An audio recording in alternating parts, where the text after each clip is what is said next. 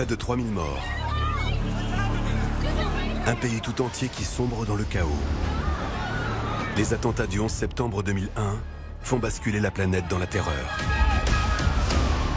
Face à l'horreur de ces attaques, le peuple américain réalise qu'il n'est pas intouchable et que même la toute-puissante CIA, les services de renseignement du pays, n'a pas réussi à les protéger.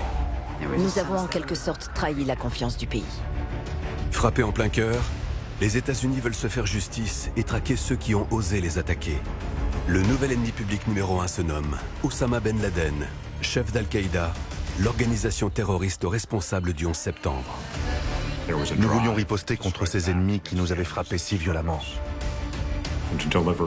et nous venger de ceux qui avaient tué autant de gens. Pour beaucoup d'entre nous, c'est devenu une affaire personnelle. Pour la première fois, la CIA a accepté de révéler comment elle a réussi à retrouver Oussama Ben Laden. Nous avons enfin un moyen d'infiltrer Al-Qaïda.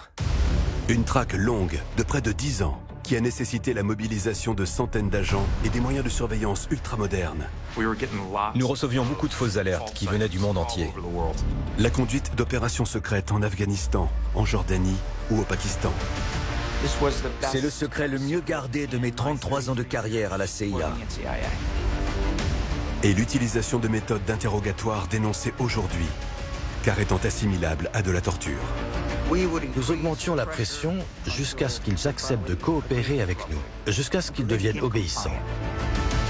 Grâce à des reconstitutions et à des images de synthèse, vous allez découvrir les moments clés des 10 ans de la traque d'Oussama Ben Laden et vivre de l'intérieur, aux côtés des commandos, le déroulement détaillé de l'assaut qui a conduit à son assassinat et qui aurait pu se terminer en catastrophe.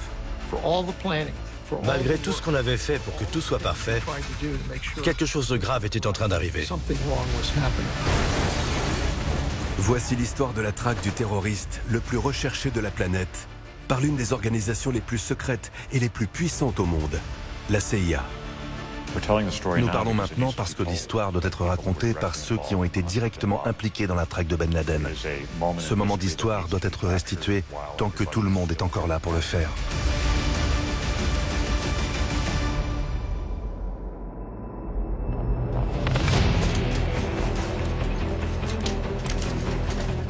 Nous sommes le 1er mai 2011, sur une base aérienne située dans l'est de l'Afghanistan. Une équipe de 23 commandos américains, des troupes d'élite du SEAL Team 6, s'apprête à partir pour l'une des opérations clandestines les plus dangereuses de l'histoire des États-Unis. La cible, Oussama Ben Laden, leader d'Al-Qaïda, terroriste le plus recherché de la planète. Les commandos vont donner l'assaut sur une maison située à 300 km de distance, en plein cœur d'un quartier résidentiel de la ville pakistanaise d'Abbottabad.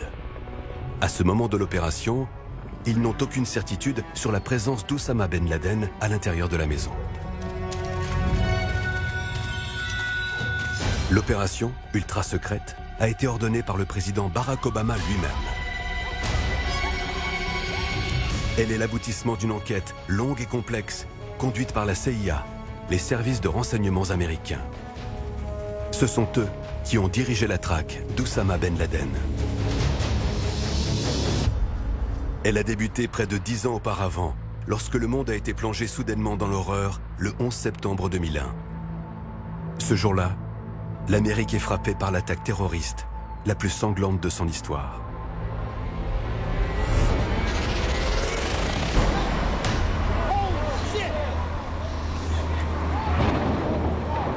Des terroristes détournent 4 avions de ligne. 2 d'entre eux frappent les tours du World Trade Center à New York. Un autre percute l'aile ouest du Pentagone.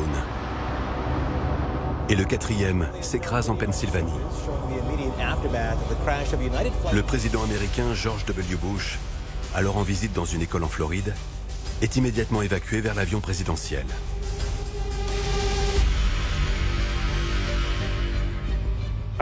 J'étais dans son bureau à bord de Air Force One. Le président m'a regardé droit dans les yeux et m'a demandé « Michael, dis-moi qui a fait ça ?» Je lui ai répondu « Monsieur le Président, je n'ai encore reçu aucune information sur les auteurs de ces attentats, mais je vais vous donner mon avis personnel. Il y a quelques pays qui ont la capacité de faire ça, comme l'Iran ou l'Irak. Mais je ne pense pas que l'un ou l'autre ait quelque chose à gagner à commettre un tel attentat. Je pense que l'enquête nous conduira directement à Al-Qaïda et à Oussama Ben Laden. Quelques heures plus tard, la liste des passagers de l'un des avions révèle la présence à bord de 3 membres connus d'Al-Qaïda, une organisation terroriste dirigée par Oussama Ben Laden et son numéro 2, Ayman al-Zawahiri. Al-Qaïda existait depuis la fin des années 1980. C'était une émanation de la guerre contre les soviétiques en Afghanistan, lorsqu'un groupe de guerriers musulmans était venu aider les Afghans à les libérer de l'occupation russe. Et de ce conflit est née une petite cellule radicalisée, dirigée par Oussama Ben Laden, qui est devenue un mouvement international. Issu d'une grande famille d'Arabie Saoudite, très proche du roi, Oussama Ben Laden est riche, très riche. Il décide de financer lui-même son organisation pour semer la terreur chez ceux qu'il considère comme les ennemis de l'islam, les pays occidentaux et en particulier les États-Unis, responsables selon lui de l'oppression du peuple musulman, notamment en Palestine ou au Liban. Al-Qaïda parvient à frapper une première fois les États-Unis en 1993, lorsqu'une bombe explose sous le World Trade Center. 5 ans plus tard, 2 attaques simultanées détruisent les ambassades américaines au Kenya et en Tanzanie. Et en 2000, une attaque suicide au Yémen est lancée contre le destroyer USS Cole.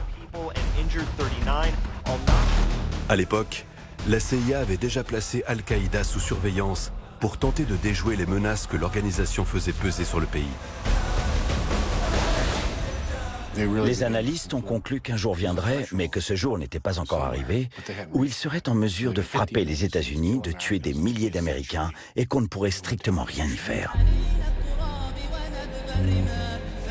Leur objectif était d'attaquer les États-Unis et de les détruire. Le plan était assez grandiose, n'est-ce pas? C'était comme un univers terroriste en pleine expansion. Leur propagande et leur campagne de recrutement étaient très efficaces. Les recrues venaient du monde entier, y compris des États-Unis, de Grande-Bretagne, de France. Nous avions le sentiment qu'un train était lancé à grande vitesse et nous fonçait dessus. On se préparait à ça. On s'y attendait en fait. Pour nous, il ne s'agissait pas de savoir si ça allait arriver, mais quand ça allait arriver. Malgré ces tentatives d'alerter les membres du gouvernement et du Congrès sur la menace d'une attaque terroriste sur le sol américain, la CIA ne parvient pas à déjouer les attaques du 11 septembre. Nous avions prévenu le gouvernement au cours de l'été 2001 que Al-Qaïda était en train de préparer quelque chose. Mais découvrir précisément quelle était la menace, quand et où il frapperait, nous n'avons pas réussi à le faire. Nous avons en quelque sorte trahi la confiance du pays. Pour nous, officiers de la CIA, c'était une humiliation. Ce fut un moment très douloureux, non seulement parce que le pays avait été attaqué, mais aussi parce que la CIA avait été incapable de l'empêcher. Nous voulions riposter contre ces ennemis qui nous avaient frappés et nous venger de ceux qui avaient tué autant de gens. Pour beaucoup d'entre nous, c'est devenu une affaire personnelle.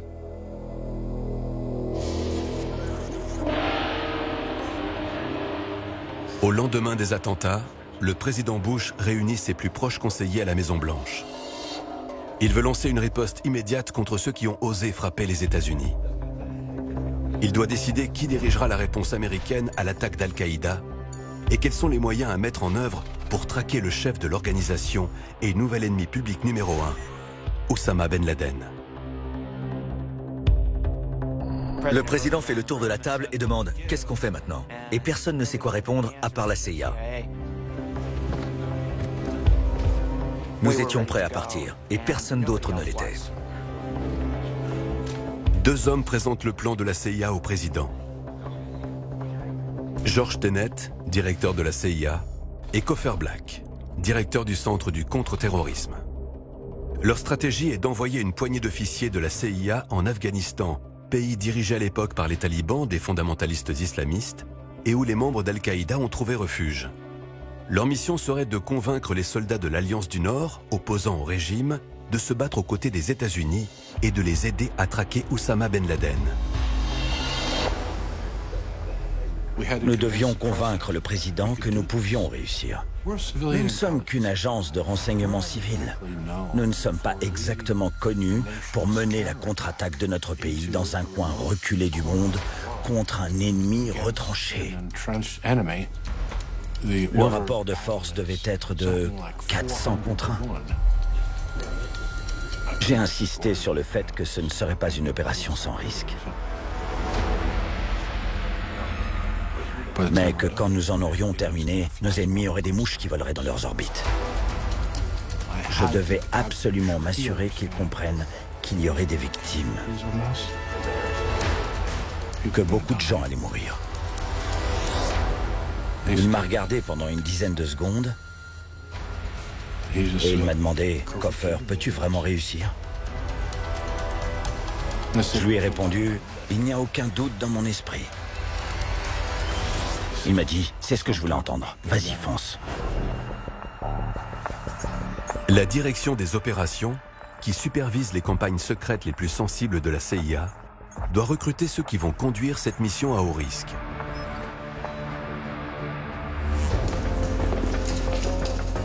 Deux jours après les attentats du 11 septembre, la CIA installe un quartier général à Langley pour cette mission top secrète. 7 membres sont sélectionnés pour faire partie de l'équipe baptisée Jawbreaker et placée sous l'autorité du Centre du contre-terrorisme. Les chefs d'équipe sont Gary Schreun, l'un des meilleurs experts de l'Afghanistan de la CIA, et Phil Reilly, ancien membre des forces spéciales, l'un des officiers paramilitaires les plus respectés de l'agence. Gary Schreun parlait la langue de la région. Il était déjà allé plusieurs fois en Afghanistan et avait déjà eu des contacts avec des membres de l'Alliance du Nord. Nous avons ensuite choisi les autres membres de l'équipe, dont le meilleur médecin et le meilleur spécialiste des transmissions de la CIA.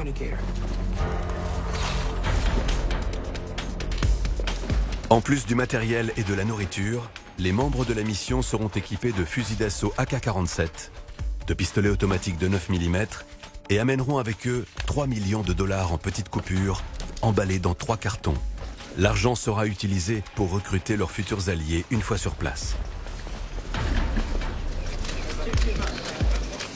Après une dernière réunion à Camp David avec son conseil de sécurité nationale, le président Bush donne son feu vert au plan de la CIA et déclare la guerre à Al-Qaïda et au régime taliban. Au QG de la CIA, les 7 membres de l'équipe Jawbreaker se préparent à partir. Aucun d'eux n'était nerveux.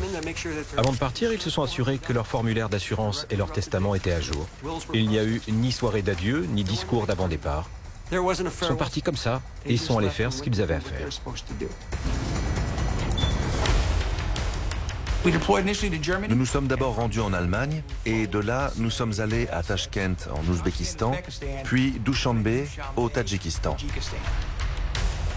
Nous avons utilisé un hélicoptère soviétique. C'était le seul appareil dont nous disposions et il avait déjà été utilisé pour aller en Afghanistan. La CIA peut infiltrer des officiers de différentes manières et on aurait pu en choisir une autre, mais cet hélicoptère était parfait. Il y avait un grand réservoir supplémentaire de carburant et on a pu y charger notre matériel, y compris les 3 millions de dollars que nous avions apportés avec nous. À peine 2 semaines après le 11 septembre, l'équipe part vers sa destination finale, l'Afghanistan.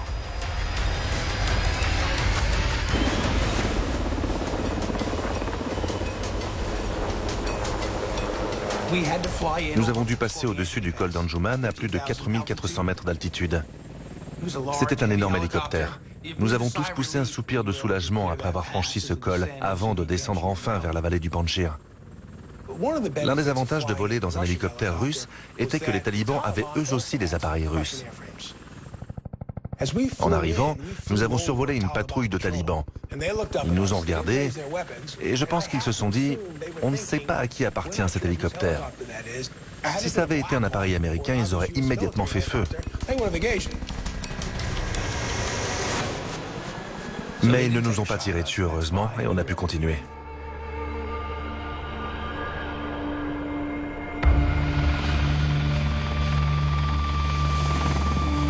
À peine débarquée au milieu de la vallée du Panjshir, l'équipe commence sa mission. rencontrer et recruter de nouveaux alliés contre les talibans et financer les combats sur place. L'Alliance du Nord avait besoin de fonds pour conduire ses activités et c'est à ça qu'allait servir l'argent.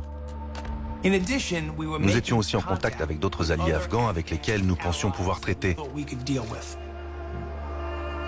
Les Ouzbeks ou les Pashtuns au sud. Notre message était « Vous faites à présent partie de notre équipe et vous allez devoir accepter que du personnel de la CIA et de l'armée américaine fasse maintenant partie de vos troupes. »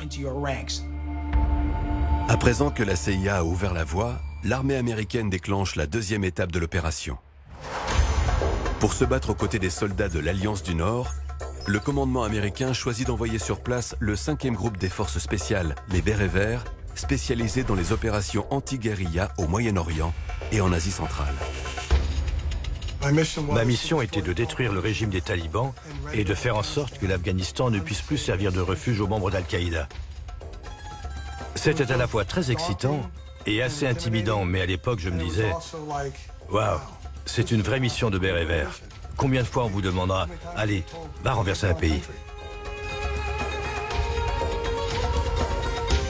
Fin octobre 2001, une centaine d'officiers de la CIA et de membres des forces spéciales sont sur le terrain. Leur mission, lever une armée de soldats afghans prêts à combattre les talibans et les membres d'Al-Qaïda, aux côtés des forces américaines. Vous êtes au milieu de centaines de soldats que vous n'avez jamais vus, qui ont tous des mitraillettes ou des lance-roquettes. Et vous ne savez pas si certains d'entre eux ne vont pas vouloir vous égorger, ou si tel ou tel chef de guerre ne va pas accepter une somme d'argent de Ben Laden et se retourner contre vous. On s'habillait comme des Afghans. On s'est fait pousser la barbe. Moi, je portais une couverture pour cacher mon équipement militaire. Comme ça, si vous étiez un ennemi et que vous prépariez une embuscade ou un sniper, ça vous prendrait plus de temps pour deviner qui j'étais. Ça me donnait un peu de temps pour réagir et ça augmentait mes chances de survie. En octobre, le président Bush lance l'opération Enduring Freedom et déploie la puissance de l'armée de l'air américaine dans la région. Les bombardiers et les avions de chasse se tiennent prêts à frapper toutes les positions occupées par les talibans. Au sol, les équipes conjointes des forces spéciales et de la CIA, assistées de leurs nouveaux alliés de l'Alliance du Nord, quadrillent le pays. Ils identifient les cibles une à une à l'aide de faisceaux laser pour envoyer aux avions américains les coordonnées GPS des zones à frapper. C'était un mélange de Mad Max et de Star Wars. Dans certains cas, nous étions engagés dans des combats au sol très violents, mais on disposait aussi de technologies de pointe et notre capacité à utiliser notre puissance aérienne de façon décisive et très précise était essentielle. F-14, F-16, F-15, B-52, B-1, tout l'arsenal américain disponible pour le combat pouvait larguer une bombe n'importe où.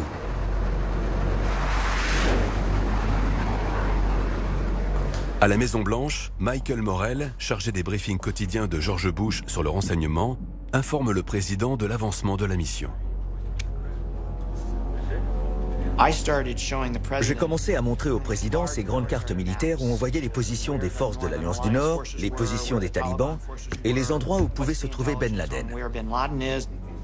Et je me souviens de la frustration du président face à la lenteur des événements. Le président mettait la pression à George Tenet presque tous les matins. Il lui disait « George, qu'est-ce qui se passe? Pourquoi nos gars n'avancent pas ?» Mais une fois qu'ils ont commencé à avancer, ils sont rentrés dans les talibans comme dans du beurre. Le plan de la CIA s'avère extrêmement efficace. L'Alliance du Nord reprend une à une toutes les principales villes d'Afghanistan en à peine quelques semaines.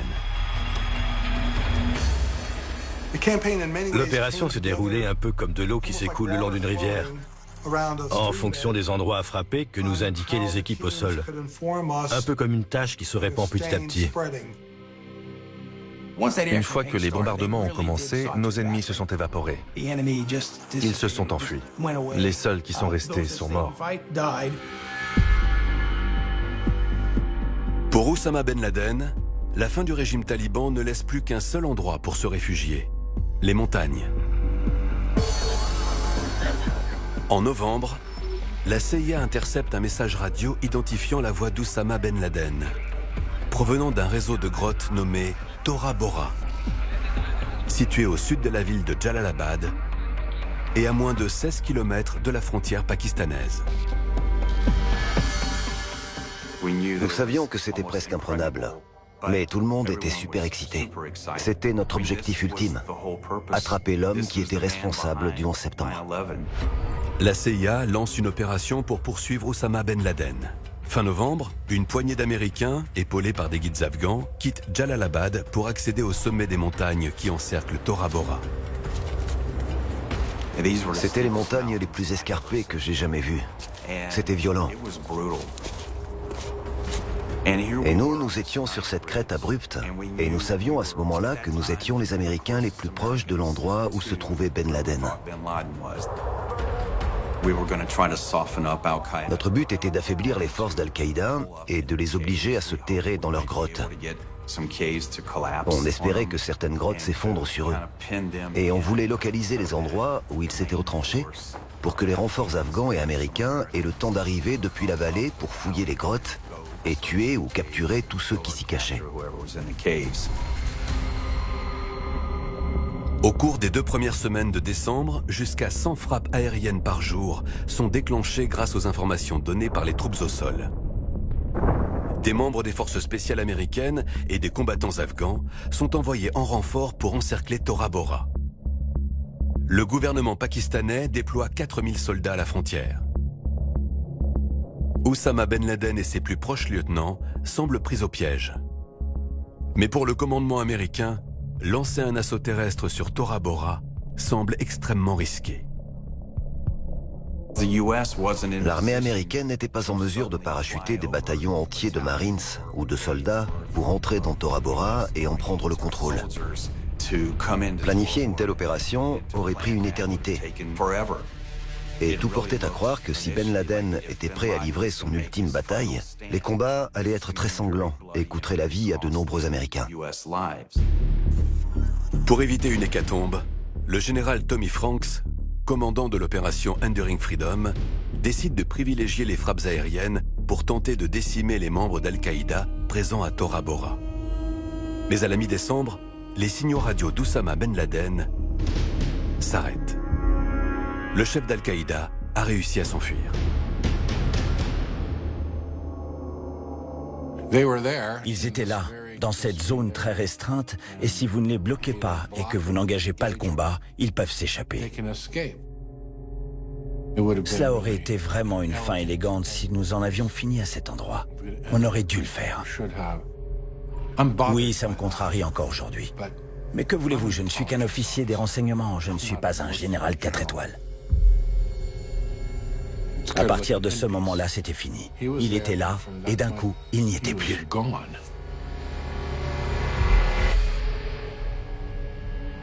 C'est moi qui ai dû annoncer au président que Ben Laden s'était échappé de Tora Bora.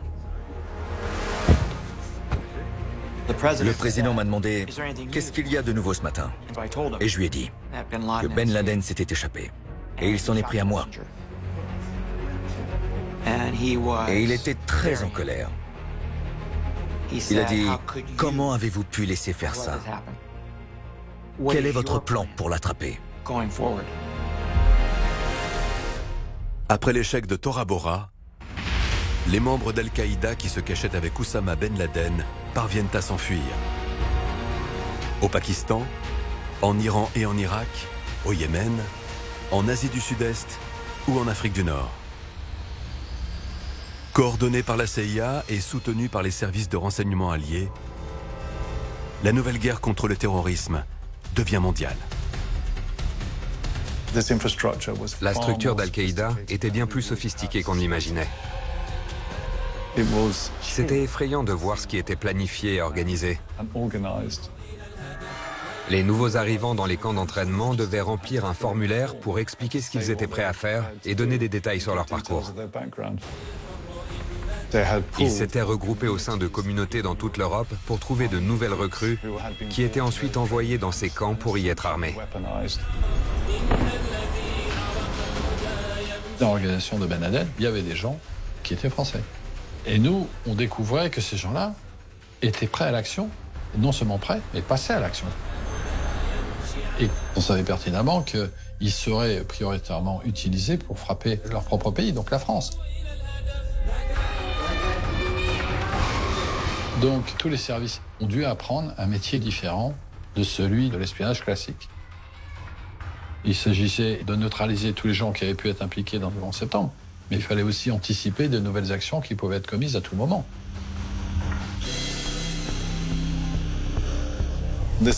Ça a été la naissance d'une sorte d'industrialisation des techniques antiterroristes. L'objectif était de collecter tout renseignement qui pourrait empêcher une éventuelle nouvelle attaque. Tous les services de renseignement alliés ont contribué ensemble à cet effort. En 12 mois, nous avons quadruplé la taille du centre antiterroriste. C'est devenu la plus grosse entité au sein de la direction des opérations en à peine 1 an. Nous étions armés comme jamais dans notre histoire. Notre budget a explosé et a dépassé $1 milliard. Nous devions restructurer tout le centre antiterroriste et traquer les dirigeants de Al-Qaïda les uns après les autres, où qu'ils se soient réfugiés. Pour l'administration américaine, la lutte contre ce nouvel ennemi imprévisible devient la priorité numéro 1. Les responsables de l'armée et des services de renseignement voulaient que toutes les entités du gouvernement s'impliquent en mettant en place une force opérationnelle conjointe contre les membres d'Al-Qaïda. Les agents du FBI voulaient contribuer à ça. Nous avons apporté nos compétences médico-légales, notre savoir-faire d'enquêteur, pour collecter des renseignements et traquer les cibles les plus importantes. The incident on the American Airlines flight is prompting a new FAA security directive to all airlines, ordering them to take specific precautions. Fin 2001, une deuxième vague d'attaques sur le sol américain semble imminente. Le 22 décembre, Richard Reed, membre d'Al-Qaïda, est arrêté alors qu'il tente de faire exploser une bombe cachée dans sa chaussure lors d'un vol Paris-Miami. La peur d'un nouvel attentat atteint son paroxysme. Pire, les renseignements obtenus par la CIA laissent penser qu'Al-Qaïda a mis en place un programme de fabrication d'anthrax et développe des armes de destruction massive, y compris des bombes à base de matériaux radioactifs. Le sentiment que nous avions à la fin de l'année 2001 et en 2002 était que chaque jour pouvait être celui de la prochaine attaque. Et on se disait, est-ce qu'aujourd'hui est le jour où nous allons être attaqués à nouveau ? Nous étions en guerre, il n'y a aucun doute là-dessus. Le président des États-Unis nous avait dit « Faites en sorte que cela n'arrive plus jamais ». La pression sur nos épaules était énorme. C'est difficile à imaginer aujourd'hui, mais à l'époque, la CIA avait une immense responsabilité, celle d'empêcher une future attaque terroriste. Les hommes politiques, les membres du Congrès, tous leur répétaient « Quoi que vous ayez à faire, ne nous le dites même pas. Faites ce qu'il faut pour éviter qu'une nouvelle attaque ne se produise. » En mars 2002, une opération conjointe de la CIA et des autorités pakistanaises conduit à la capture d'Abu Zubaydah, un membre considéré par les services de renseignement comme important au sein d'Al-Qaïda et qui pourrait fournir des informations sur de futures attaques ou sur l'endroit où se cache Oussama Ben Laden.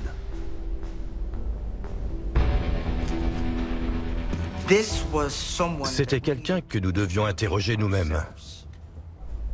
Parce que personne n'allait s'occuper de notre sécurité nationale comme nous allions nous occuper de notre sécurité nationale. Il fallait mettre de côté les risques et le politiquement correct et l'interroger à l'abri des regards. Si nous l'amenions aux États-Unis, il prendrait un avocat et il serait soumis à toutes les procédures pénales. Mais nous devions obtenir des renseignements sur les plans et les intentions d'Al-Qaïda et sur les différentes attaques qui nous menaçaient. Notre intérêt n'était pas de monter un dossier pour pouvoir l'accuser d'un crime. Notre intérêt était d'empêcher un autre attentat sur le sol américain. La CIA conduit alors Abu Zubaydah dans une prison secrète. Une installation placée sous le contrôle de l'agence, mais montée de toutes pièces dans un pays étranger où les prisonniers peuvent être interrogés sans tenir compte des lois américaines.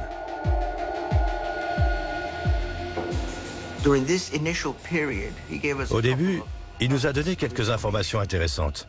Par exemple, il a confirmé que Khalid Sheikh Mohammed était bien le cerveau des attentats du 11 septembre. Mais ensuite, il s'est arrêté de parler. Il refusait de dire quoi que ce soit. Le président nous demandait « Qu'est-ce qu'il dit sur les prochains attentats ?» Il ne disait plus rien. C'est là que nous avons conçu le programme d'interrogatoire renforcé. Programme d'interrogatoire renforcé. Une liste de techniques que la CIA a le droit d'utiliser pour forcer les prisonniers à parler. Parmi elles, la manipulation diététique, les claques, la privation de sommeil,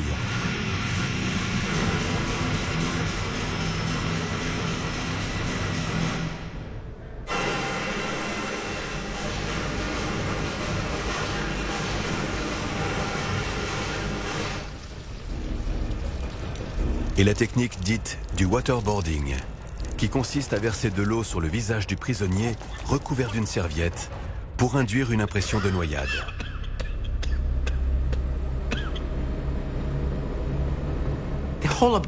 Tout l'objectif était de leur faire comprendre psychologiquement qu'ils n'avaient plus aucun espoir, qu'ils ne contrôlaient plus rien. Leur sommeil, leur nourriture, plus rien du tout. Et nous augmentions la pression jusqu'à ce qu'ils acceptent de coopérer avec nous, jusqu'à ce qu'ils deviennent obéissants.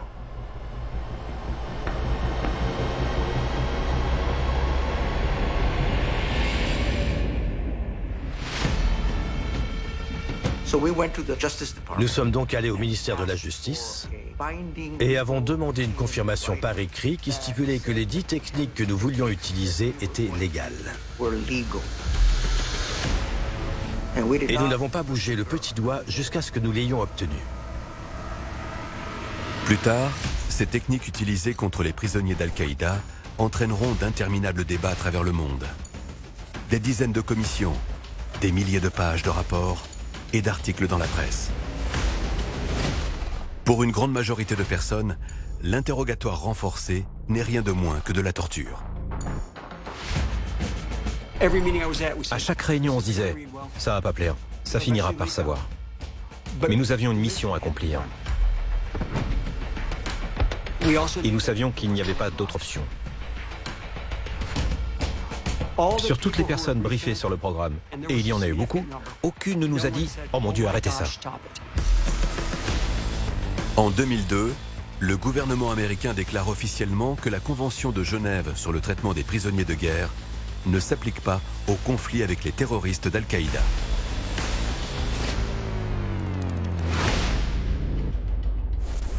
Le président approuve le programme. Et le Conseil de sécurité nationale approuve le programme. Les commissions du Congrès sont informées. Tout le monde était d'accord. Ce programme d'interrogatoire renforcé n'était pas seulement le programme de la CIA, c'était le programme de l'Amérique.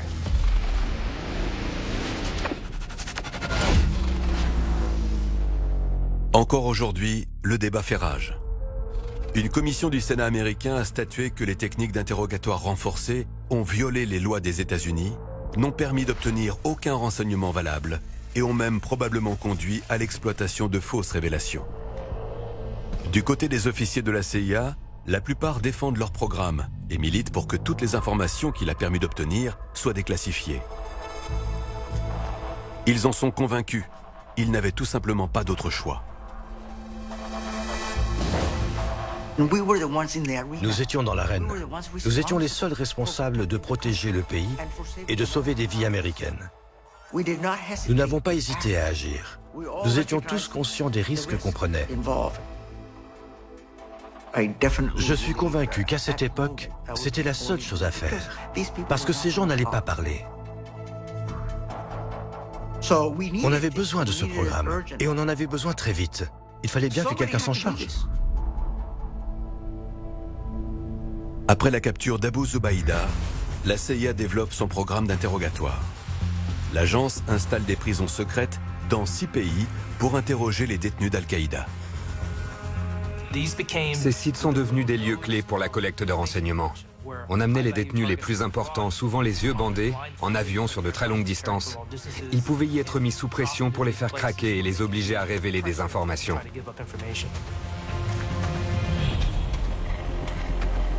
Obtenir des renseignements devient crucial pour empêcher de nouvelles attaques. Les analystes de la CIA créent une nouvelle spécialité appelée les cibleurs. Leur mission, recueillir les informations sur le moindre suspect pouvant appartenir à Al-Qaïda et le traquer à travers le globe. Khalid Sheikh Mohammed, numéro 3 d'Al-Qaïda et cerveau des attentats du 11 septembre, est arrêté en 2003.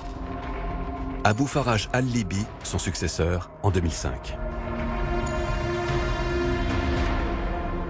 Mais alors que des membres importants d'Al-Qaïda sont éliminés, le leader de l'organisation est toujours en fuite.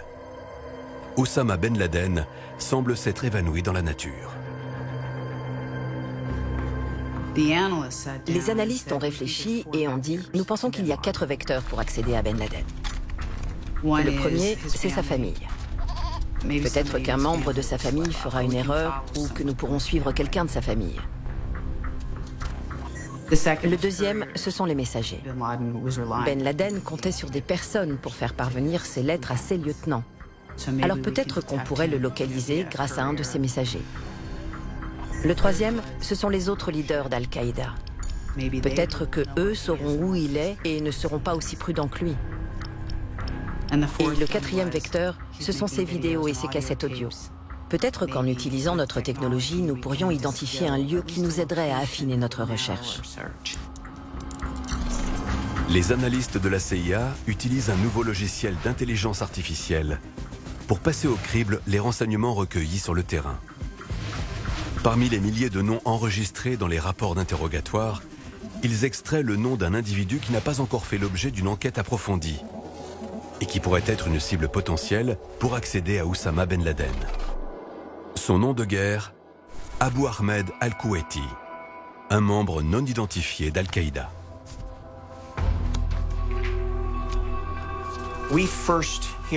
Nous entendons parler pour la première fois de ce Abu Ahmed al-Kuwaiti en 2002 de la bouche d'un détenu qui était emprisonné dans un pays d'Afrique du Nord. Et ce détenu raconte que Abu Ahmed al-Kuwaiti pourrait être un messager de Ben Laden. Mais c'était un fantôme.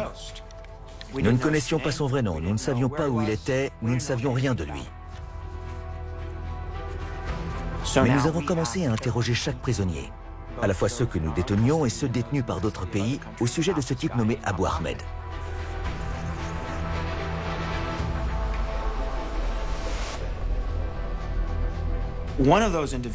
Et l'un de ces détenus nous dit que non seulement il serait un messager de Ben Laden, mais qu'il pourrait même être le genre de gars qui vivrait avec Ben Laden. Notre intérêt est donc monté d'un cran.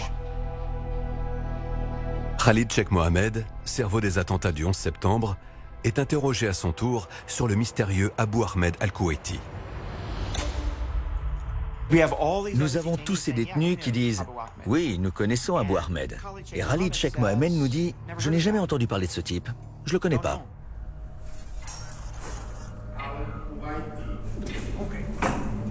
C'était un dur. Tous ces gens ont un ego énorme et il y avait certaines informations qu'ils ne donneraient jamais. Khalid Sheikh Mohammed ne nous dirait rien sur l'endroit où se trouvait Ben Laden. Mais il avait mis un système au point pour communiquer avec les autres prisonniers. Il leur passait des messages en les dissimulant dans des livres.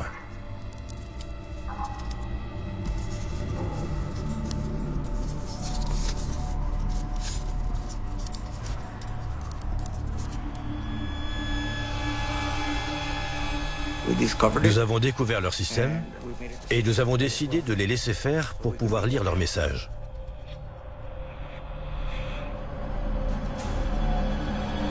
Et il leur a dit de surtout ne rien dire à propos d'Al-Kuwaiti.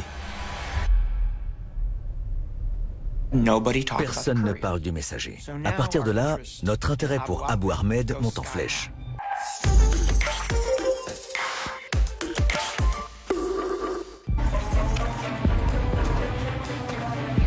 Plus tard, un autre détenu du nom de Hassan Ghoul va fournir à ses interrogateurs de nouvelles informations précieuses sur Al-Kuwaiti. Il nous a révélé qu'Al-Kuwaiti avait été chargé par Ben Laden lui-même de transmettre une lettre à Abu Faraj al-Libi, le nommant comme nouveau chef des opérations.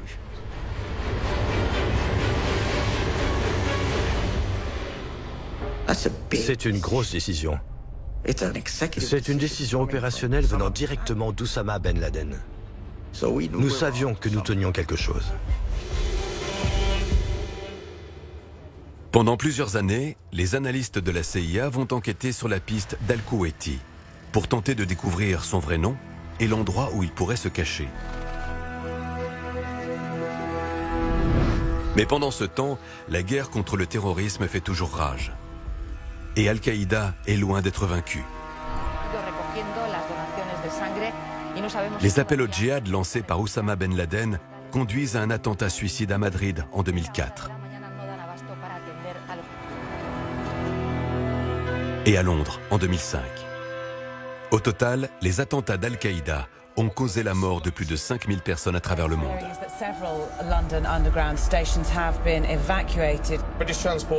Ces groupes terroristes ont besoin d'avoir des leaders et la force de ces personnages, c'est leur capacité à recruter, à convaincre, leur capacité à rassembler et après à engager des actions. Et Ben Laden était le symbole suprême de la violence islamiste contre nos sociétés. Le 7 juillet 2005, lorsque nous avons été attaqués, ça a été dévastateur et ça nous a traumatisés. Les attentats du 7 juillet nous ont donné une leçon impitoyable. Vous ne pouvez pas considérer le terrorisme comme un problème isolé ou domestique. Vous devez le considérer comme un réseau.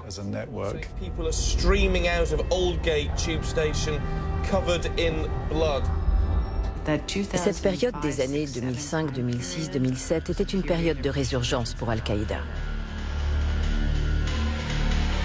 Nous redoutions une nouvelle vague d'attaques. Les analystes travaillaient main dans la main avec les agents sur le terrain qui, eux, collaboraient avec leurs homologues étrangers pour mener des opérations et éliminer les cibles. Les membres d'Al-Qaïda sont pris pour cible les uns après les autres. Et le nombre de morts au sein de l'organisation terroriste atteint des sommets. Mais Oussama Ben Laden, lui, reste introuvable. Nous recevions beaucoup de fausses alertes qui venaient du monde entier. D'un coup, on avait un renseignement qui arrivait. Nous l'avons vu sur un marché à Peshawar. Nous l'avons vu à Karachi. On a un gars qui l'a vu en Afrique. Il faisait des affaires en Afrique. Et toutes ces pistes devaient être éliminées. Oussama Ben Laden avait une sécurité opérationnelle phénoménale et il le savait. En 2009, Barack Obama, nouveau président des États-Unis, nomme Léon Panetta comme nouveau directeur de la CIA.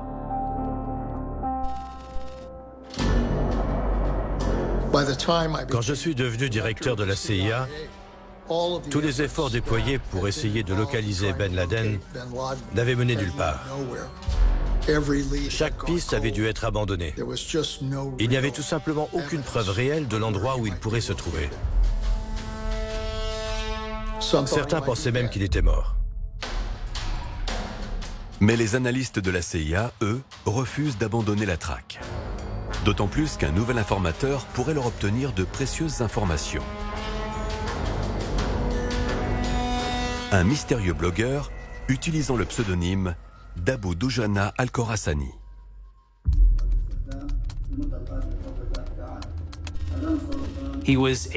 Il était docteur, mais il avait une autre activité à côté.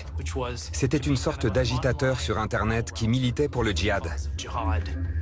Il est devenu une voix importante au sein de la communauté djihadiste et comptait de nombreux adeptes dans le monde. Il les exhortait à commettre des actes de violence et à attaquer des cibles américaines. Les services de renseignement jordaniens, alliés de la CIA, parviennent à retrouver l'identité de ce djihadiste en ligne. Oman Khalil al-Balawi. Il est immédiatement arrêté et les espions jordaniens vont faire pression sur lui pour qu'il devienne agent double.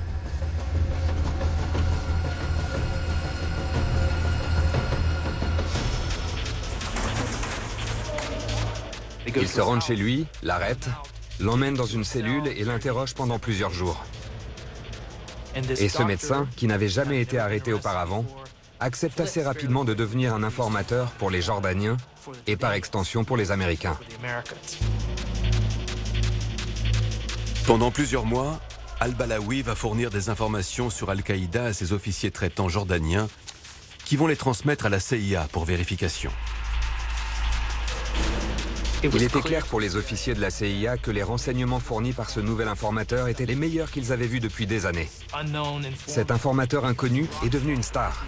Il a commencé à livrer des informations dont la CIA avait déjà connaissance et qu'elle pouvait vérifier. Face à la quantité de renseignements fournis par Al-Balawi, la CIA est convaincue de la fiabilité de sa nouvelle recrue.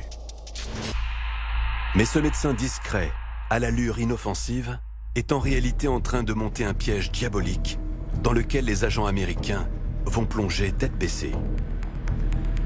C'est Al-Balawi lui-même qui, au cours de l'une de ses rencontres avec son agent traitant jordanien, a proposé de se rendre dans les zones tribales du Pakistan comme médecin volontaire pour peut-être y apprendre des choses.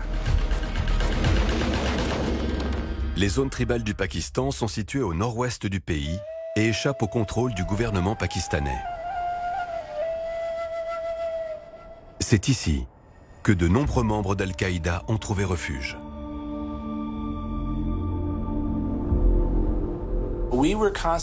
Nous étions constamment en train d'essayer de trouver un moyen pour accéder à ces régions.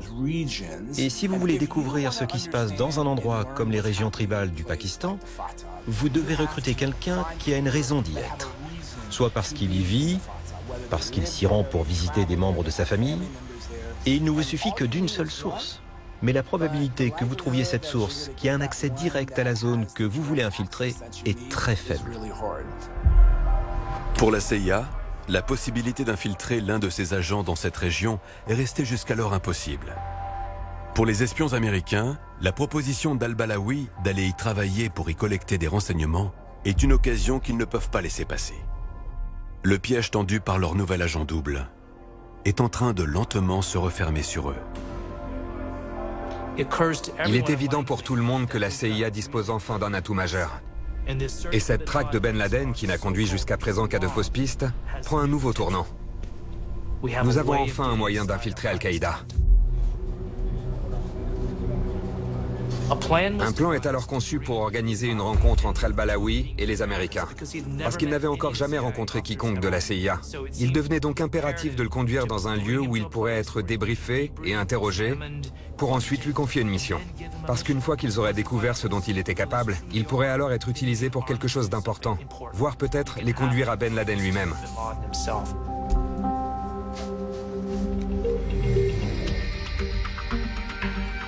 La réunion aura lieu dans les locaux de la CIA, situés à l'intérieur de la base militaire américaine de haute sécurité de Camp Chapman, près de la ville afghane de Khost, à 16 km de la frontière pakistanaise. Le plan est de faire traverser secrètement la frontière à Al-Balawi pour éviter qu'il soit repéré par les membres d'Al-Qaïda.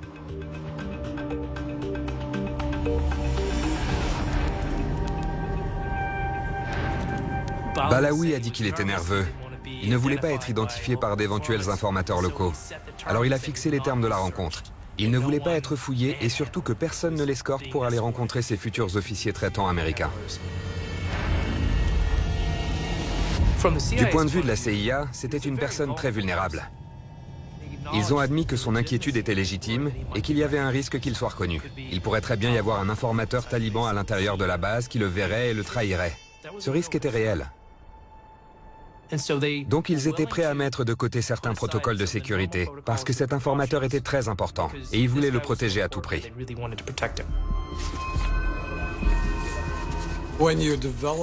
Lorsque vous développez une relation avec une source potentielle, vous pesez toujours le risque par rapport au gain. Le risque, bien sûr, est que la source puisse vous mentir. Mais l'urgence d'obtenir des informations, lorsque vous pouvez localiser quelqu'un comme Ben Laden ou son numéro 2, Al-Zawahiri, vous pousse clairement à pencher du côté du gain.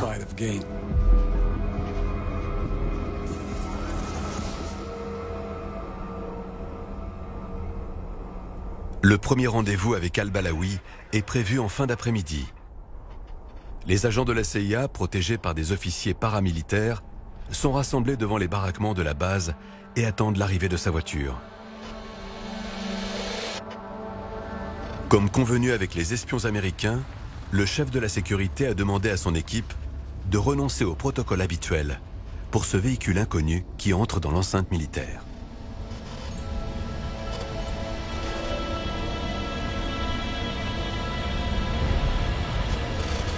Il a franchi un premier contrôle, les gardes ont tourné la tête et ne l'ont pas regardé. Il a passé un deuxième contrôle, puis un troisième, et il a pu pénétrer dans l'enceinte réservée à la CIA.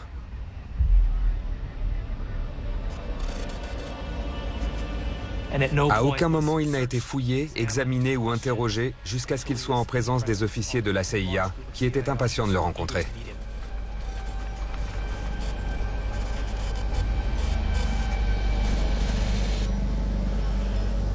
Les officiers se sont rassemblés autour de sa voiture.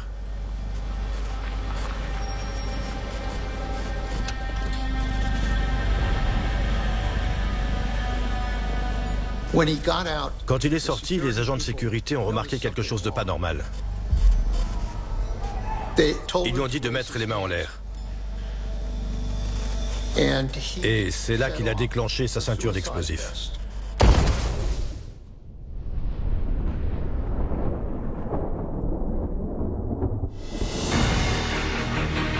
It's believed to be one of the deadliest attacks in the agency's history. The bomber apparently just walked up to them on the base and detonated his suicide vest. How did this bomber get past 3 layers of security? Le médecin discret, simple djihadiste en ligne, était en fait un agent triple, surentraîné, prêt à mourir pour sa cause. Et à lui seul, il a réussi à tromper les espions de la CIA. Ce que vous apprenez dans ce genre d'activité, c'est que les membres des services de renseignement doivent accepter de mettre leur propre vie en jeu. Bien sûr que c'est risqué. Des erreurs ont-elles été commises dans le protocole de sécurité? Probablement. Mais au fond, ils ont eu le courage d'organiser cette rencontre et de prendre les risques qui étaient nécessaires. Chaque famille de ceux qui ont perdu la vie dans l'attentat suicide m'ont dit « S'il vous plaît, continuez la mission pour laquelle se battaient ceux que nous avons perdus. » Ils ont payé de leur vie, mais d'une certaine manière, ils ne sont pas morts pour rien. Leur sacrifice a inspiré les autres pour continuer à se battre pour cette mission.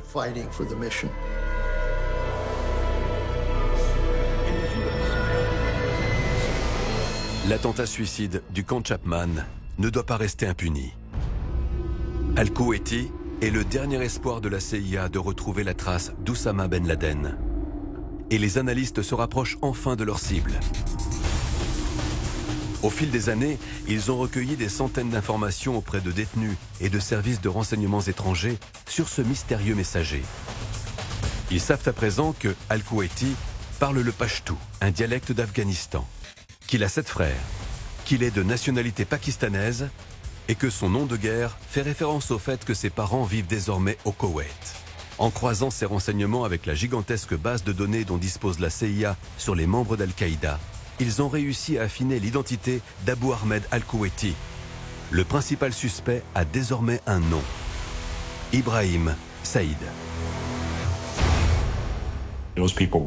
Ces personnes ont travaillé pendant des années pour remonter cette piste.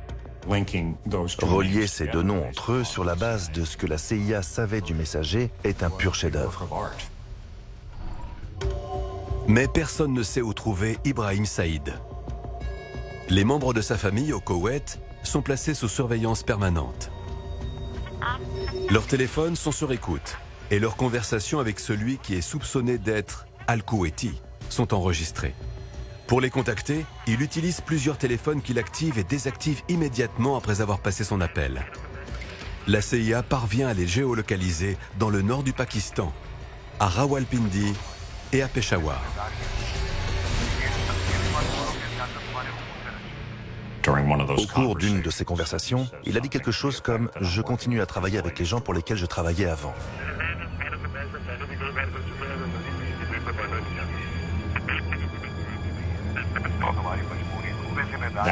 C'est à ce moment-là qu'on s'est dit qu'Ibrahim Saïd et Al-Kuwaiti étaient bien la même personne. Cette petite phrase prononcée par Ibrahim Saïd pourrait être la première erreur qu'il commet en 9 ans. La CIA envoie une équipe d'agents sous couverture au Pakistan pour localiser celui qui pourrait bien être Al-Kuwaiti, le mystérieux messager de Ben Laden.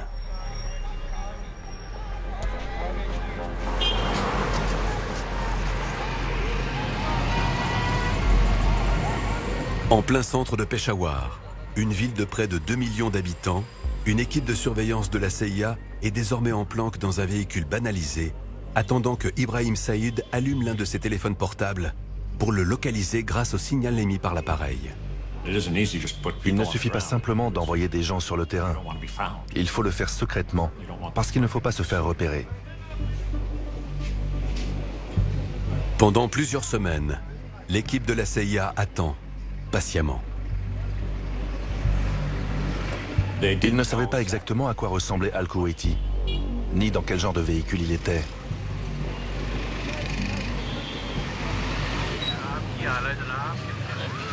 Jusqu'au jour où Al-Kuwaiti active son téléphone tout près d'eux.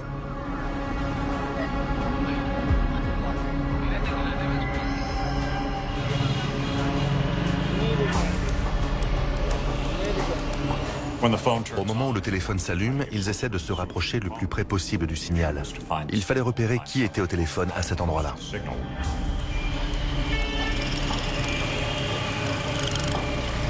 Neuf ans après le 11 septembre, la CIA est enfin sur le point d'identifier le seul homme qui pourrait peut-être enfin les conduire, à Oussama Ben Laden.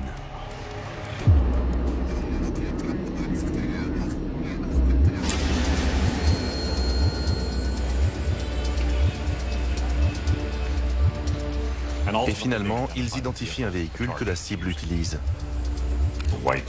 C'est une sorte de Jeep Suzuki blanche.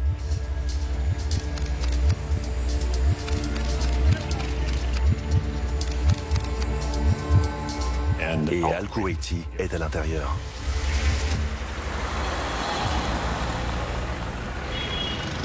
La CIA peut à présent mettre un visage sur son nom. Il confirme qu'Ibrahim Saïd est bien Al-Kuwaiti et le prennent immédiatement en filature.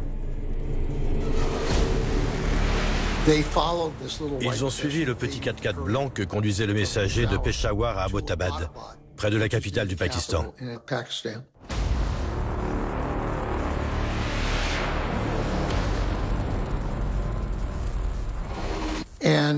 Et le 4x4 est entré à l'intérieur d'une grande maison. Abbottabad est une ville de 2 millions d'habitants. La maison est située dans un quartier résidentiel, à peine 3 km de l'Académie militaire du Pakistan. La CIA place l'endroit sous surveillance. Il était clair que nous avions trouvé quelque chose d'unique avec l'existence de cet endroit. Il impliquait des messagers qui avaient travaillé avec Ben Laden par le passé. Et on voyait bien qu'ils adaptaient chaque jour leur mode de vie en prenant des précautions extrêmes. Ils faisaient près de 150 km juste pour passer un simple coup de fil.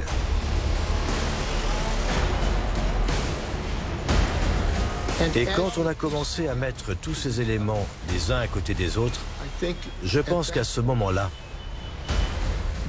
au fond de moi, j'ai senti que peut-être, pour la première fois en presque 10 ans, nous étions sur le point de trouver Ben Laden.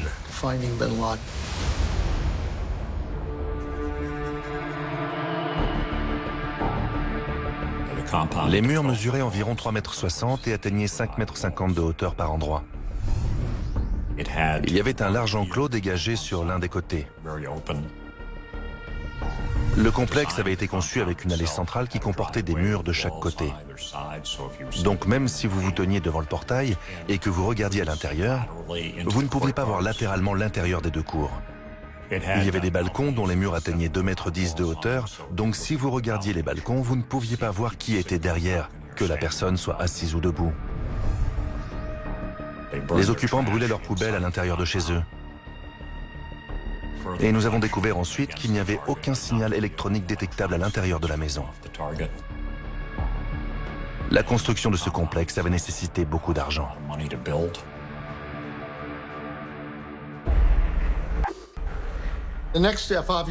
La prochaine étape était évidemment de continuer la surveillance sur cette maison pour déterminer si Ben Laden était vraiment là ou pas. Mais cette découverte était suffisamment importante pour demander une réunion avec le président. Au cours d'une réunion secrète tenue à la Maison-Blanche en août 2010, le président Barack Obama est informé par la CIA de l'existence d'une nouvelle piste qui pourrait conduire à Oussama Ben Laden. Je me souviens que le président nous a donné 2 ordres très clairs à la fin de cette réunion. Le premier, Léon, Michael, découvrez ce qui se passe à l'intérieur de cette maison.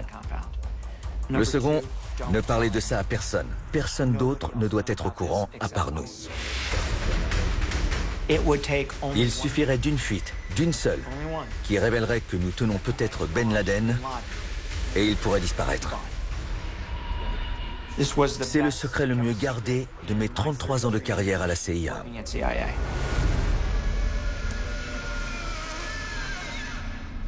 Pendant des mois, les analystes de la CIA vont tenter de collecter de nouveaux renseignements sur les personnes qui vivent dans la maison.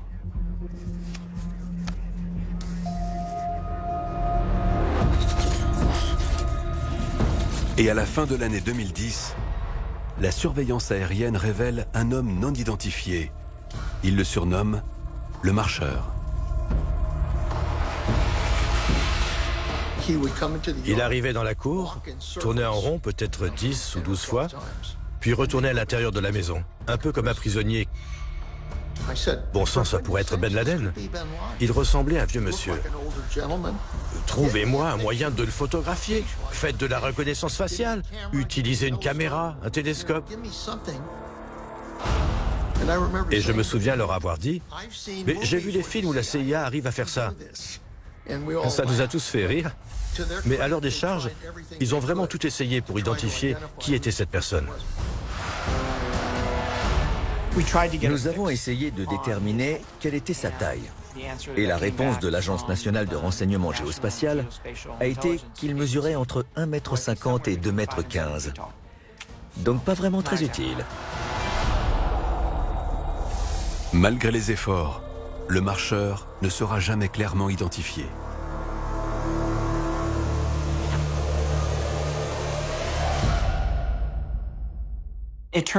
Il s'avère que nous apprenons qu'il y a une 3e famille qui vit dans la maison et que cette 3e famille ne quitte jamais le bâtiment. Comment vous apprenez ça? J'ai pas le droit de vous le dire. Nous évaluons que les membres de cette 3e famille correspondent à ce qu'on pourrait imaginer être la famille de Ben Laden à ce moment de sa vie. Le nombre de femmes, l'âge des enfants. Et enfin, nous apprenons qu'Abu Ahmed travaille toujours pour Al-Qaïda. Parce que l'un de nos doutes était peut-être que ce type ne travaille plus pour Al-Qaïda, peut-être que c'est un trafiquant de drogue qui vit dans cette maison, ou un parrain de la mafia locale, et que Abu Ahmed travaille pour lui. Mais on apprend qu'Abu Ahmed travaille toujours pour Al-Qaïda. Et comment vous l'apprenez? J'ai pas le droit de vous le dire. La façon dont la CIA a collecté ces renseignements cruciaux est toujours classifiée. Mais pour les analystes, les renseignements étaient suffisamment concluants. Nous avons obtenu suffisamment d'informations pour renforcer notre confiance et pour faire pencher la balance. Il est très rare dans l'espionnage d'obtenir le renseignement parfait. En fait, ça n'arrive jamais. Que pouvions-nous faire de plus sans risquer d'alerter les gens dans la maison que nous étions en train d'espionner? Combien de temps arriverions-nous à garder le secret?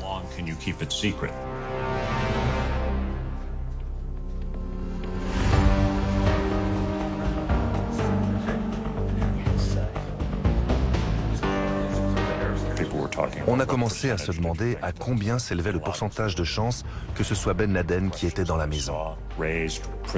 Certaines personnes se posaient des questions et mettaient en doute la fiabilité de nos renseignements. Mais pour ceux qui étaient au contact de la cible, la situation était très claire. On a fini par faire une réunion où tout le monde a pu donner son avis. Quand mon tour est venu, j'ai dit « Je suis sûr à 95% que c'est lui. Nous ne pouvons pas laisser Hitler dans son bunker.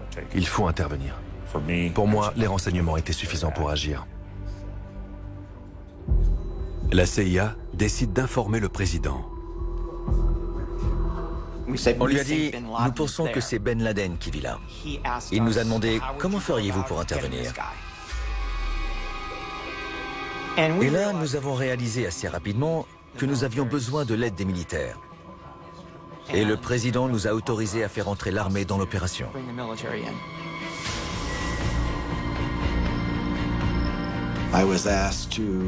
On m'a demandé d'aider à développer des options opérationnelles avec des experts de la CIA au cas où le président viendrait à nous les demander.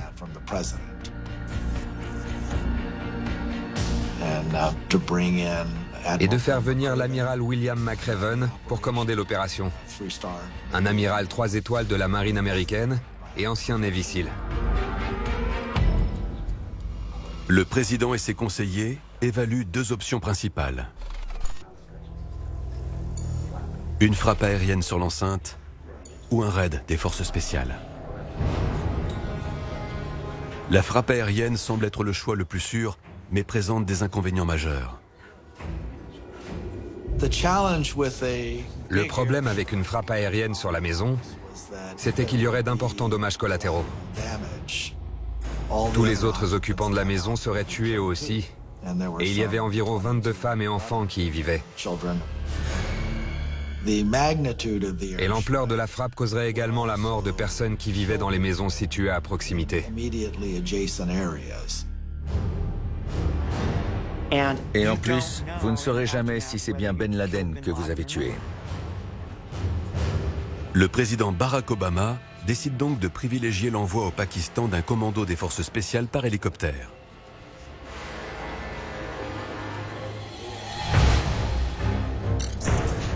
L'unité choisie pour accomplir cette mission est le SEAL Team 6, les forces spéciales d'élite de la marine américaine. L'escadron d'assaut qui a été choisi est l'escadron rouge du SEAL Team 6. Ils sont arrivés à la base et ont réalisé qu'ils n'étaient pas là pour un exercice, mais pour aller traquer Ben Laden. On a commencé l'entraînement immédiatement. Le plan impliquait l'utilisation de 2 hélicoptères. Le premier arriverait entre le bâtiment principal et la petite maison où vivait l'un des 2 messagers. Un groupe de 12 hommes serait déposé à cet endroit. La moitié irait au rez-de-chaussée de la maison et l'autre moitié irait neutraliser le messager. Le groupe à bord du 2e hélicoptère serait déposé sur le toit et descendrait dans la maison pour prendre Ben Laden en sandwich. Après 3 semaines d'entraînement, l'amiral McRaven confirme au président américain et au directeur de la CIA que l'équipe d'assaut est prête pour la mission. Les commandos sont envoyés sur la base militaire américaine de Jalalabad, en Afghanistan. À Washington, l'heure de la décision finale a sonné. Mais les enjeux pour les États-Unis sont extrêmement élevés.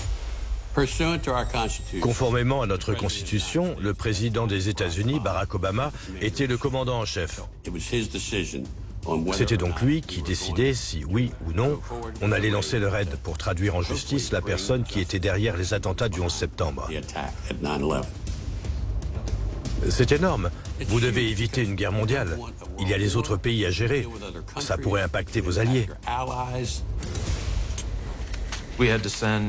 On devait faire traverser la frontière à nos troupes armées pour les envoyer dans un pays souverain pour arrêter un terroriste de renommée internationale.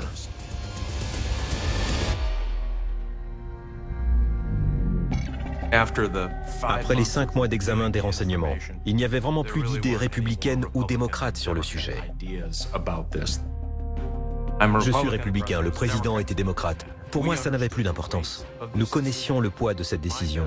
Mon rôle était que si quelque chose ne se passait pas comme prévu, je me tiendrais aux côtés du président et je dirais « Je pense que c'était la bonne décision ». Près de 10 ans après les attentats du 11 septembre, seules quelques personnes à Washington savent que la traque d'Oussama Ben Laden pourrait prendre fin dans les prochaines heures. Le président américain Barack Obama a pris sa décision. Dans la matinée, Tom Donilon, conseiller à la sécurité nationale, a appelé Léon Panetta et lui a dit « Le président a approuvé la mission. Vous avez le feu vert. Les détails sont entre les mains de l'amiral McRaven. » J'ai eu un appel de Léon Panetta et il m'a dit « Vous savez, cette chose sur laquelle nous travaillons, ça va arriver ce week-end. Au revoir. » Et c'était tout. Je n'oublierai jamais ce coup de fil.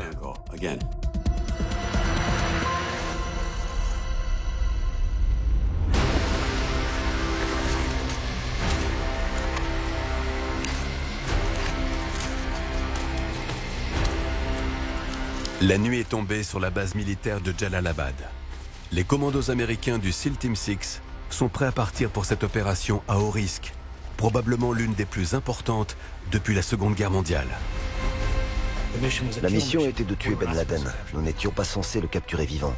C'était un ordre de Bill McRaven signé par le président des États-Unis. Dans ce genre de cas, le président doit donner son accord. Habituellement, nos missions sont de type tuer ou capturer. Mais cette fois, c'était un assassinat. Mais toute la question était de savoir si nous souhaitions le ramener, lui donner l'occasion d'avoir un procès et révéler comment nous l'avions retrouvé. Ça n'en valait pas la peine et j'étais totalement d'accord avec ça.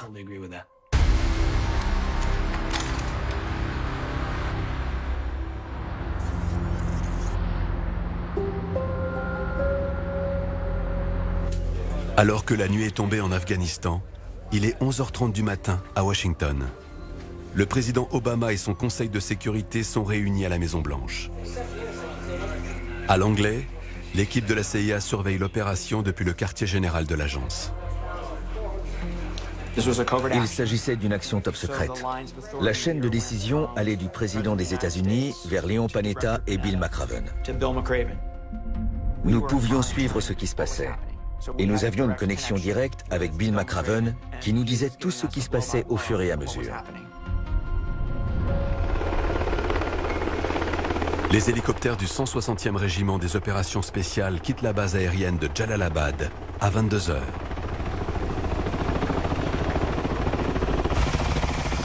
Deux Black Hawk à faible signature radar pour l'escadron d'assaut et 2 hélicoptères Chinook pour intervenir au cas où le commando aurait besoin de renfort.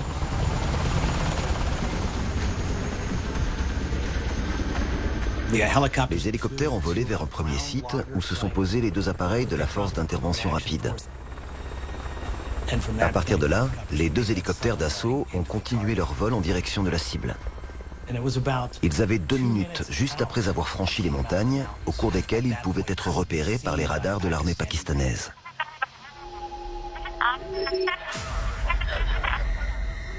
À peine quelques minutes avant que les hélicoptères n'arrivent sur la cible, la CIA intercepte un signal dans la maison. Un téléphone portable qui n'avait jamais été identifié vient d'être activé par l'un des occupants. Nous avons entendu leur communication. Il s'agissait de l'un des 2 frères qui appelait l'autre et lui disait « Ils arrivent par les airs ». Et ce sont les derniers mots qui ont été enregistrés.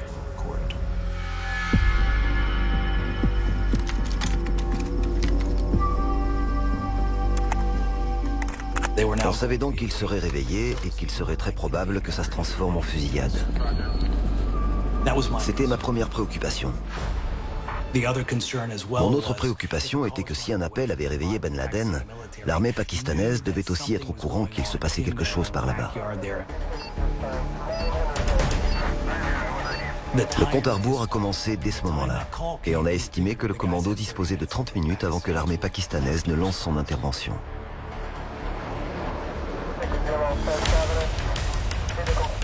Les 2 hélicoptères atteignent la cible à minuit. Nous pouvions suivre les hélicoptères quand ils sont arrivés au Pakistan. Nous avions une vidéosurveillance au-dessus de la maison quand les appareils sont arrivés sur la cible.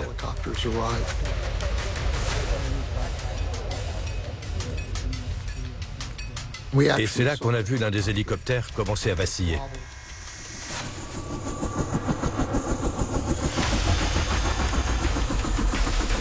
Je regardais ces deux hélicoptères arriver comme si l'action se déroulait au ralenti. Le premier, qui était entre les deux bâtiments, était censé s'arrêter. Quand vous déposez un commando, l'hélicoptère s'arrête, vous larguez les cordes et les gars descendent. Mais là, l'hélicoptère ne s'est jamais arrêté. Ce sont les murs de l'enceinte qui ont empêché l'air de se disperser et qui ont fait remonter toute cette poussière à l'intérieur des rotors, et l'appareil a perdu de la puissance. Il a commencé à partir en vrille et à tourner lentement dans le sens des aiguilles d'une montre jusqu'à se poser violemment à l'intérieur de l'enclos aux animaux.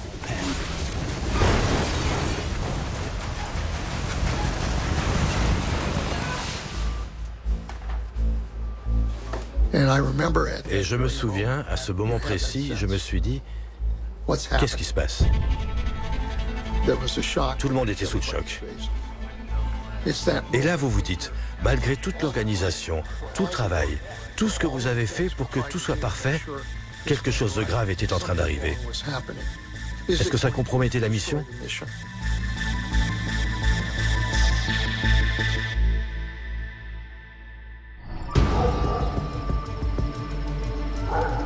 Le pilote parvient à éviter le crash et à atterrir dans l'enclos situé juste à côté du bâtiment principal. L'hélicoptère est complètement détruit, mais personne n'est blessé. J'ai demandé à McRaven, avec qui j'étais en contact radio, qu'est-ce qui se passe, Bill? Et il n'a pas hésité une seule seconde. Il m'a dit, il n'y a pas de problème, nous continuons la mission. J'ai des hélicoptères de secours qui vont arriver. L'équipe va trouver un moyen de franchir le mur d'enceinte et ils vont terminer la mission. Et j'ai dit, que Dieu vous bénisse. Allons-y. Les gars sont sortis en quelques secondes. Il n'y avait pas le temps de s'inquiéter.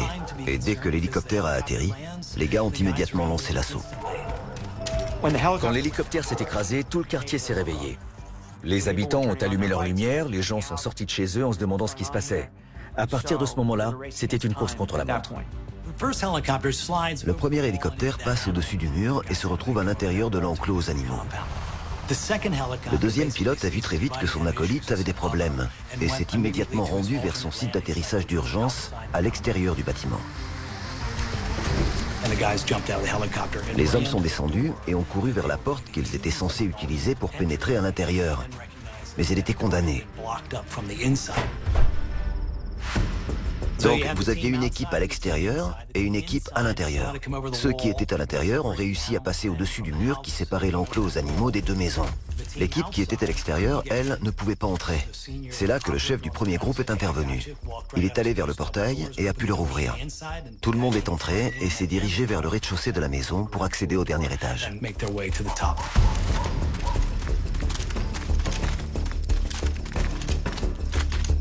Début d'assaut. L'équipe qui s'est dirigée vers la petite maison où vivait le messager a été prise à partie.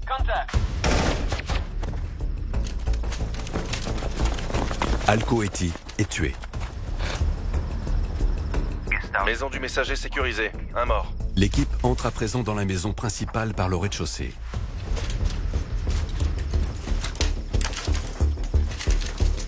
Au premier étage, il y avait le deuxième messager.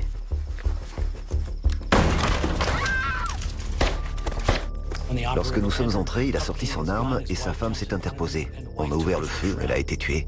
Puis le messager a été tué à son tour. C'est pas ce qui était prévu, mais ce sont des choses qui arrivent. Nous pouvions entendre ce qui se passait. On entendait des coups de feu. Ils entraient dans les pièces les unes après les autres. Et on voyait bien qu'il se passait des choses. C'était évident que l'ennemi résistait.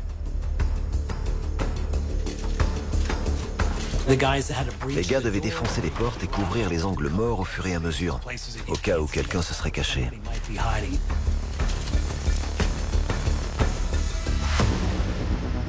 Une porte en métal bloque la cage d'escalier entre le premier et le deuxième étage, empêchant l'accès aux étages supérieurs.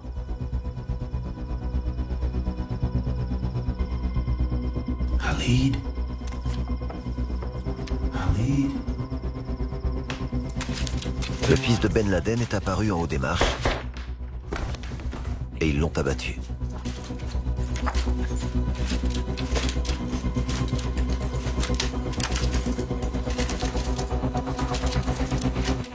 Le commando peut sécuriser le deuxième étage. Dans les chambres, il trouve des enfants et 2 femmes qui sont fouillées et placées sous surveillance alors que l'assaut continue. Deuxième étage sécurisé. Les membres du commando s'approchent du 3e étage, l'endroit où Oussama Ben Laden devrait se cacher.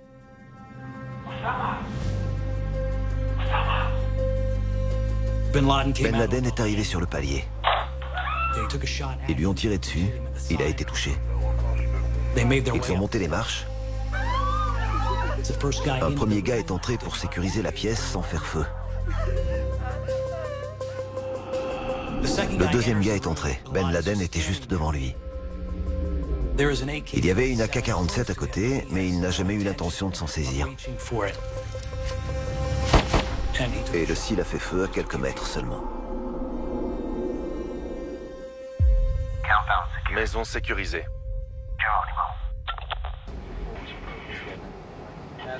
Au QG de la CIA, l'équipe entend à la radio le commando déclarer le code pour indiquer que Ben Laden a été tué. Et puis McRaven m'a dit, je pense que nous avons un Geronimo. Et je ne sais pas ce qui s'est passé, mais j'ai dû attendre encore une quinzaine de minutes, sans doute les plus longues de toute ma vie. J'attendais et je demandais, est-ce qu'on a ou est-ce qu'on n'a pas un Geronimo? Et c'est là que McRaven a pris la parole et m'a dit, nous avons un Geronimo. Nous avions eu Ben Laden.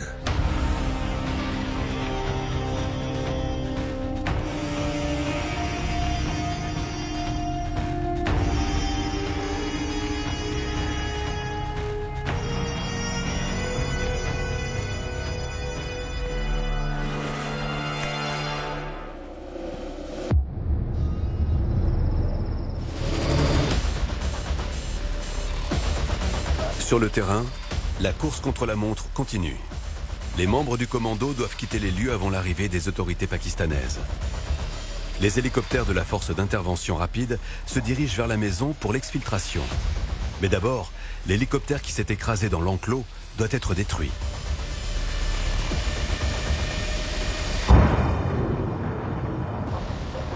Il fallait faire exploser l'hélicoptère car il était équipé d'une toute nouvelle technologie furtive sur le fuselage. Nous ne voulions pas que les Pakistanais la livrent aux Chinois. Les autres membres de l'équipe sont allés récupérer toutes les informations qu'ils pouvaient collecter, des disques durs, des papiers. En même temps, ils ont appelé les hélicoptères pour qu'ils viennent les récupérer.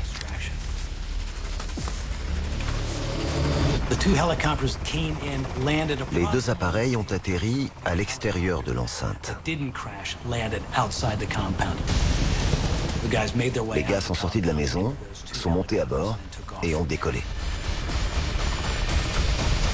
Ils sont restés sur place 38 minutes. 8 minutes de plus que prévu. L'armée de l'air pakistanaise arrivera trop tard sur le site pour intercepter les hélicoptères américains. Le commando des SEALs peut rentrer à la base aérienne de Jalalabad sans être inquiété. De retour en Afghanistan, les SEALs sont en sécurité. Maintenant, il faut s'assurer que c'est bien Ben Laden qu'on a tué. Après l'opération, certaines des femmes sur place ont parlé aux membres du commando en désignant l'homme qui avait été abattu comme étant Sheikh Oussama. C'est donc un premier élément. Ensuite, il y avait une ressemblance avec Ben Laden, mais il avait reçu une balle en plein visage. Être touché au visage, c'est pas comme à la télé où il y a juste un petit trou. En fait, il ne reste plus grand-chose du visage, et vous ne pouvez donc pas l'identifier clairement. Mais le président voulait être sûr.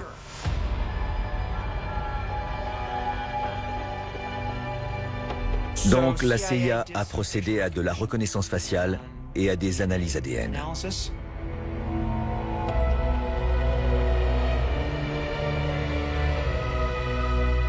Nous avons réussi à confirmer qu'il s'agissait bien de Ben Laden.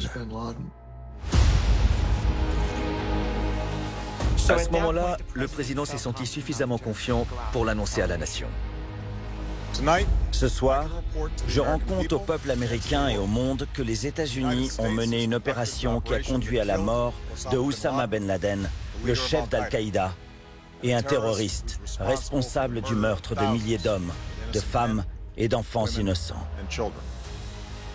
Honnêtement, plus de 10 ans après, quand on en parle entre nous, je peux encore ressentir tous les hauts et les bas de l'opération. Le stress, les peurs, l'exaltation quand nous avions une nouvelle piste ou quand nous nous sommes dit « Waouh, ils vont le faire ». En août dernier, après des années de travail des services de renseignement, j'ai été informé d'une piste qui nous mènerait à Ben Laden. Une équipe d'Américains a mené l'opération avec un professionnalisme et un courage extraordinaires. Cette nuit-là, à ma façon, j'ai contribué à ça. J'ai fait énormément de choses dans ma carrière, des missions pas comme les autres et importantes, mais rarement ça a été rendu public. N'oubliez pas que nous avons accompli ça non pas grâce à notre richesse ou notre puissance, mais grâce à ce que nous sommes. Une nation, sous l'autorité de Dieu, indivisible, avec la liberté et la justice pour tous. Juste après l'annonce de Barack Obama, devant la Maison-Blanche et partout aux États-Unis, des regroupements spontanés se forment pour célébrer ce moment historique.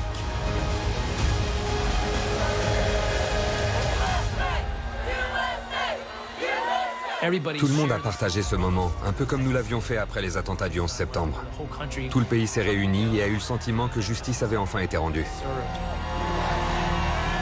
Ça mettait un point final à ce terrible événement de l'histoire américaine.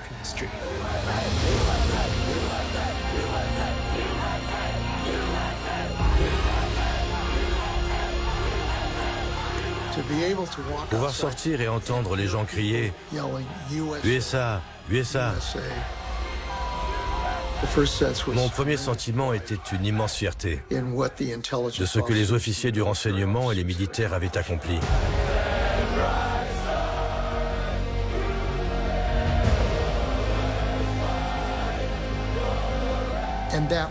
Et que nous avions accompli quelque chose de fondamental. Non seulement pour les familles de tous ceux qui avaient perdu la vie le 11 septembre, mais aussi car c'était un message vraiment important à envoyer au reste du monde. Que personne ne peut attaquer notre pays et s'en sortir indemne. Il s'agit probablement de la plus grande réalisation que la CIA ait accomplie dans son histoire. Et je pense qu'à bien des égards, ce n'est pas seulement au pays à qui ça a permis de guérir de ses blessures, mais à la CIA aussi.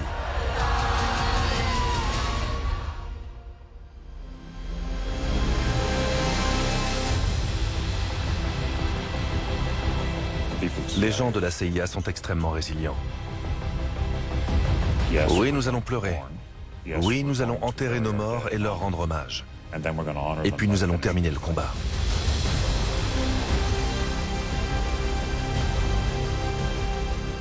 C'est ça le rôle de la CIA. Nous prenons des risques, nous volons des secrets, nous faisons ce que les autres ne peuvent pas faire. Mais je ne suis pas un héros. J'ai fait mon travail et je l'ai fait du mieux que j'ai pu. Les héros sont ceux qui sont morts à Khost. Les héros sont sur le mur de la CIA. Les héros sont morts le 11 septembre. Ce sont eux les héros.